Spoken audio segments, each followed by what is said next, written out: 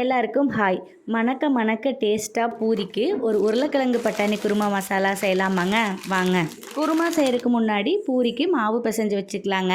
மாவு எடுத்துட்டு தண்ணி ஊற்றுறதுக்கு முன்னாடியே தேவையான அளவு உப்பு சேர்த்து நல்லா பிசைஞ்சுக்கலாங்க. அப்போ தான் உப்பு எல்லா இடத்துலையுமே ஸ்ப்ரெட் ஆகும். அதுக்கப்புறம் எண்ணெய் 2 ஸ்பூன் சேர்த்து அதையும் நல்லா கலந்து விட்டுக்கலாம். தேவையான அளவு தண்ணி ஊற்றி நல்லா பிசைஞ்சு வச்சுக்கலாம். எப்பவுமே பூரிக்கு மட்டும் கொஞ்சம் மாவு இலக்கமாக இருந்தால் தான் நல்லா புசு புசுன்னு வரும்.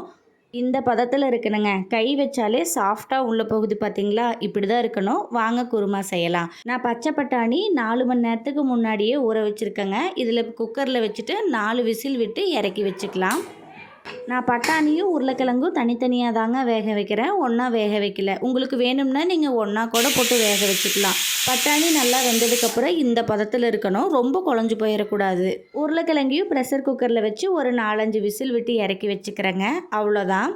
குருமாக்கு தாளித்து விடலாமா? ஒரு கடாயில் ஒரு 3 ஸ்பூன் எண்ணெய் ஊற்றிக்கிட்டு எண்ணெய் காஞ்சதுக்கப்புறம் கடுகு போட்டு, கடுகு நல்லா பொரிஞ்சதுக்கப்புறம் கடலப்பருப்பு, சீரகம் 2 ஆட் பண்ணிக்கோங்க. நல்லா பொரிஞ்சு வந்ததுக்கப்புறம் பெரிய வெங்காயம் 2, பச்சை மிளகா, கருவேப்பிலை இதையும் போட்டு நல்லா வணக்கி விட்டுறலாங்க. இது கண்ணாடி பதம் வந்தால் போதும், ரொம்ப ப்ரௌனிஷாக வணங்கணுங்கிறது இல்லை. காரத்துக்கு ஏற்ப மிளகா சேர்த்திக்கலாங்க, ஏன்னா நம்ம எந்த மசாலும் சேர்க்க போகிறதில்ல. நல்லா வணங்கி வந்ததுக்கப்புறம் இஞ்சி பூண்டு தட்டி வச்சுருக்கிறது உள்ளே ஆட் பண்ணி நல்லா வணக்கி விட்டுக்கலாம். 2 மீடியம் சைஸ் தக்காளி கட் பண்ணி சேர்த்திக்கலாங்க. அது கூட மஞ்சள் தூள், கல்லுப்பு 2ம் சேர்த்து நல்லா கலந்து விட்டுட்டு மூடி போட்டு மூடி வச்சிடலாம். உங்கள் வீட்டில் என்ன டின்னர்னு கமெண்ட் பண்ணுங்கள். உங்களுக்கு சப்பாத்தி பிடிக்குமா, பூரி பிடிக்குமான்னு சொல்லுங்கள். தக்காளி வெந்ததுக்கப்புறம் உருளைக்கிழங்கு நல்லா மசிச்சு ஆட் பண்ணிக்கோங்க. அது கூடயே பட்டாணியும் சேர்த்து நல்லா கிளறி விட்டுக்கலாம்.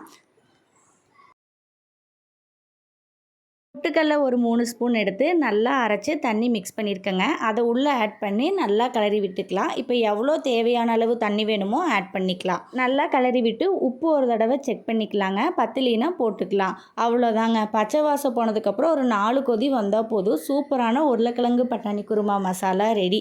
இப்படி ஒரு தடவை ட்ரை பண்ணி பாருங்கள். கண்டிப்பாக நெக்ஸ்ட் டைம்லேருந்து இப்படி வைப்பீங்க. எந்த மசாலாவுமே வேண்டாம், இதுவே டேஸ்ட்டாக இருக்கும். லாஸ்ட்டில் கொத்தமல்லி தூவி இறக்கிக்கலாங்க. பார்க்குறக்கே டெம்டிங்காக இருக்குல்ல? இப்போ பூரி சுடலாமா? எப்பவுமே பூரிக்கு மாவு தேய்க்கும் போது மெல்லிசாக தேய்ச்சோம்னா நல்லா பூரி புஸ் புஸ் புஸ்ன்னு வருங்க. கொஞ்சம் தடிமனாக தேய்ச்சோம்னா அந்த அளவுக்கு உப்பாது. ஃபஸ்ட்டு எனக்குமே பூரி சுட தெரியாதுங்க. இப்போ தான் நல்லா பூரி சுட கற்றுக்கிட்டேன். வாங்க சாப்பிட்லாம். இந்த வீடியோ பிடிச்சிருந்தா மறக்காமல் நம்ம சேனலை சப்ஸ்கிரைப் பண்ணிக்கோங்க. தேங்க்யூ. நீ நெக்ஸ்ட் வீடியோவில் பார்க்குறேன். பாய் பாய்.